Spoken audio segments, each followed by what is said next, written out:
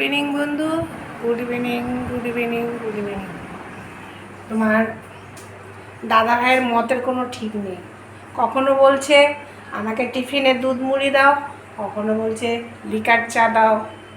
জানো তো বন্ধু, সব কিছুই বোধহয় শুনতে হয় একটা সময়তে বয়সকালে। সকালে তোমাদের রিল ছেড়েছি যে হসপিটাল যাচ্ছি। হসপিটাল হয়ে এসে যাই হোক, একটু দেরি তো হয়েই গেছে বন্ধু, রেস্ট করে এখন একটু বলছে আবার চলো ওয়ার্কিংয়ে।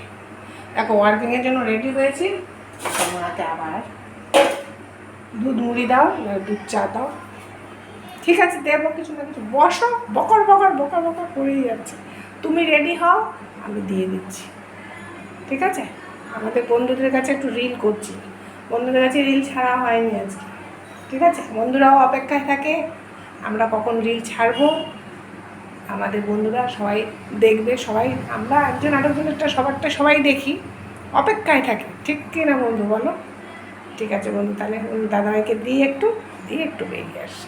ঠিক আছে, এটাই সন্তুষ্ট, কিছু করার নেই, মানতে হবে, সব কিছু সময়ের সাথে চলতে হবে। ঠিক আছে বন্ধু।